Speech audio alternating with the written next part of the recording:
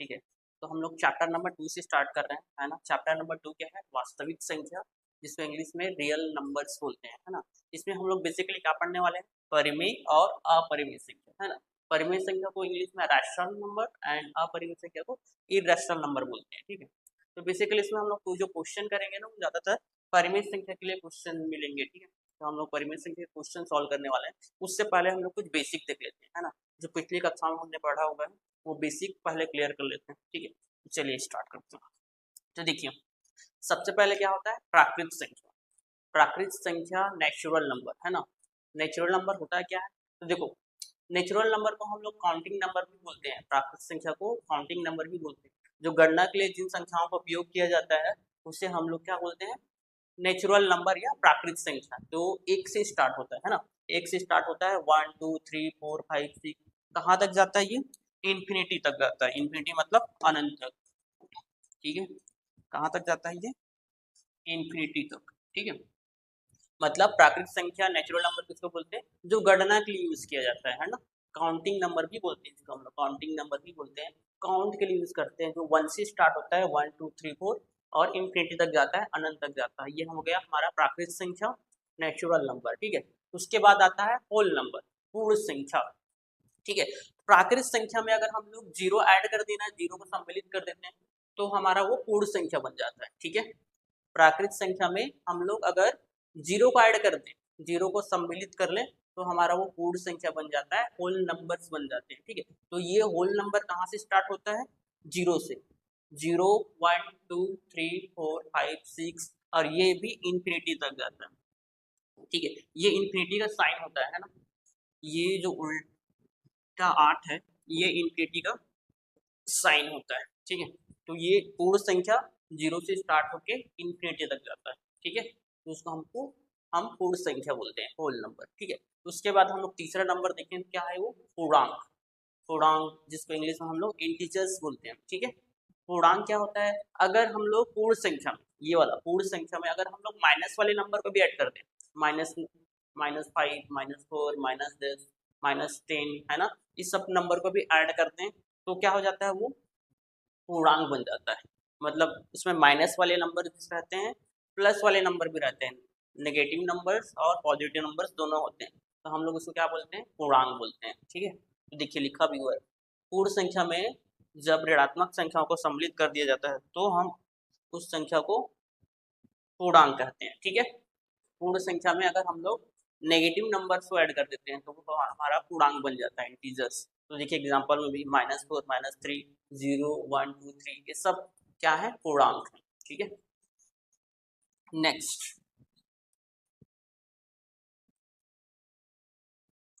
फिर है परिमेय संख्या, है ना। हमको परिमेय संख्या देखना है। परिमेय संख्या के क्वेश्चन हम लोग इस चैप्टर में करने वाले हैं, ठीक है।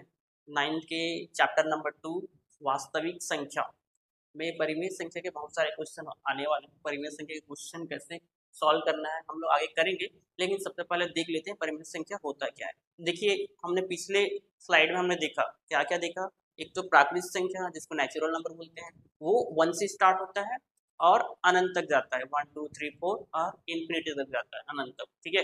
फिर हमने देखा पूर्ण संख्या। पूर्ण संख्या 0 से स्टार्ट होता है और इन्फिनिटी तक जाता है ना। फिर हमने पूर्णांक देखा, इंटीजर्स, वो जिसमें हम लोग माइनस वाले नंबर भी ऐड कर लेते हैं, प्लस वाले नंबर भी रहते हैं और जीरो भी रहता है, तो हमारा पूर्णांक हो जाता है ना।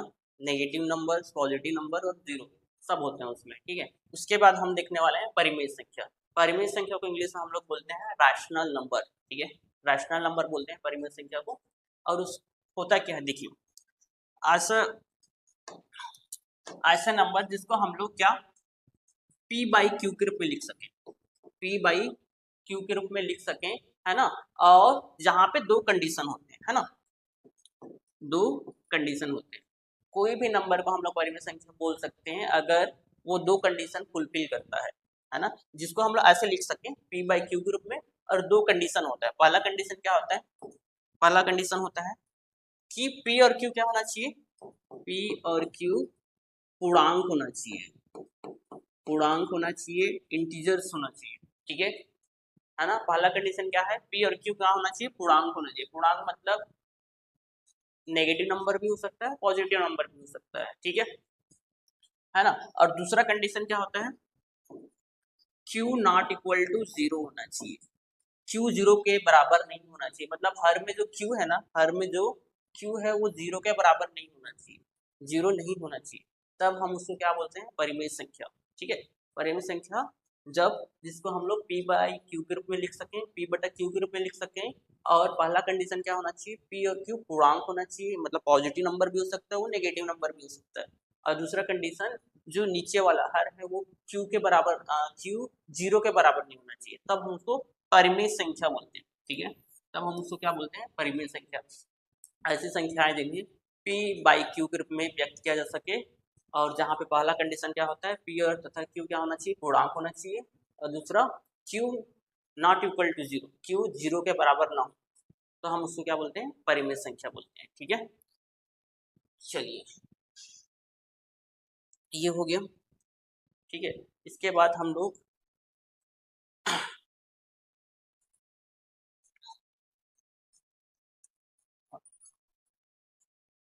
अपरिमेय संख्या देखते हैं, ठीक है। अपरिमेय संख्या, इरैशनल नंबर, ठीक है, इंग्लिश में इसको बोलते हैं इरैशनल नंबर, अपरिमेय संख्या। तो ये क्या होता है, अपरिमेय संख्या ऐसी संख्या होते हैं जिसे हम लोग वर्गमूल, पाई, इस सब के रूप में लिख सकते हैं, है ना, वर्गमूल, है ना। जैसे कि देखिए यहाँ पे दिया हुआ है √2, √3, √5, √7, √11, ये सब क्या होते हैं, अपरिमेय संख्या होते हैं, है ना।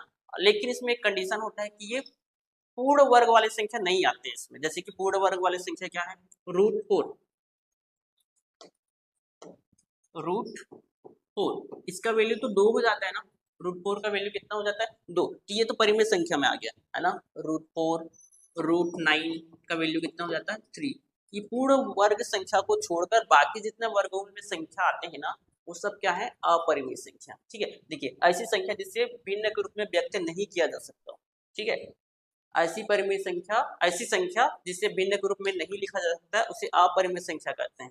अपरिमेय संख्या के कुछ उदाहरण है, वही है मूल, पाई, है ना, और यूलर्स नंबर, ठीक है। ये सब क्या होते हैं, अपरिमेय संख्या के एग्जाम्पल है, ठीक है। इसमें बस याद रखना ये है कि जितने भी रूट में नंबर रहते हैं ना, √3, √5 या √2, √6, √7, √8, √10, है ना, ये सब अपरिमेय संख्या, बस पूर्ण संख्या वाले को छोड़कर, है ना, पूर्ण वर्ग संख्या को छोड़कर।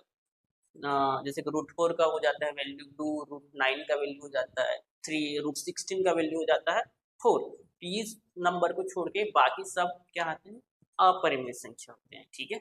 चलिए, ठीक है, जो अभी हमने पढ़ा है उसी के बारे में है, इसी का क्वेश्चन है, ठीक है। तो देखिए क्वेश्चन क्या बोल रहा है, पहला निम्नलिखित तत्वों के लिए उदाहरण दीजिए। पहला क्या बोल रहा है, एक संख्या जो प्राकृत संख्या, पूर्ण संख्या और पूर्णांक संख्या है।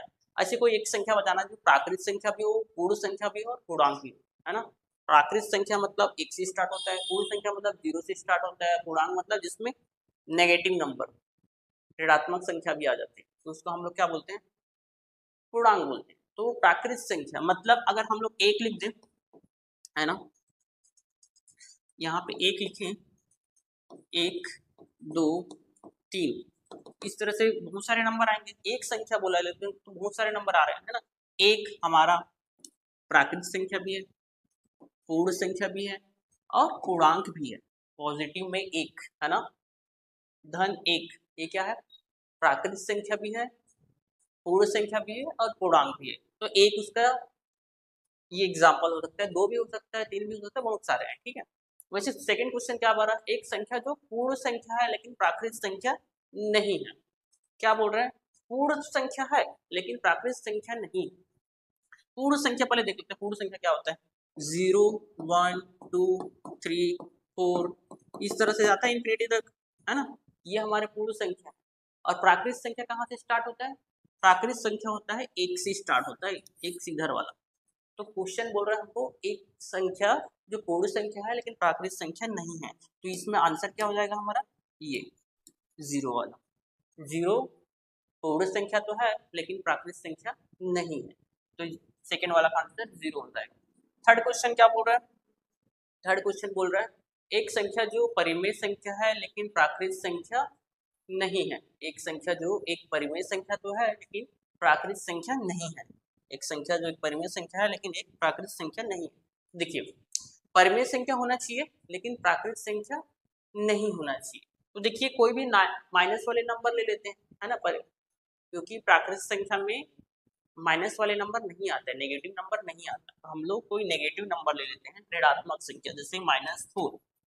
ये हमारा एक परिमेय संख्या है लेकिन प्राकृत संख्या नहीं है। -3 भी लिख सकते हैं, -2/5 भी लिख सकते हैं। ये सब क्या है? परिमेय संख्या। हमने परिमेय संख्या को समझा था। परिमेय संख्या क्या होता है? जिसको हम लोग p/q के रूप में लिख सकें। जैसे -4/1 लिख सकते हैं, जिसमें दोनों क्या होना चाहिए? इंटीजर, पूर्णांक होना चाहिए। 4 भी पूर्णांक है, 1 भी पूर्णांक है ना।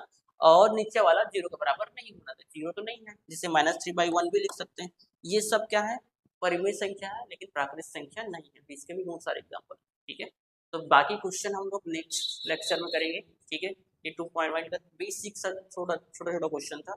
आगे हम लोग सारे क्वेश्चन सॉल्व करने वाले हैं, ठीक है। चलिए, थैंक यू।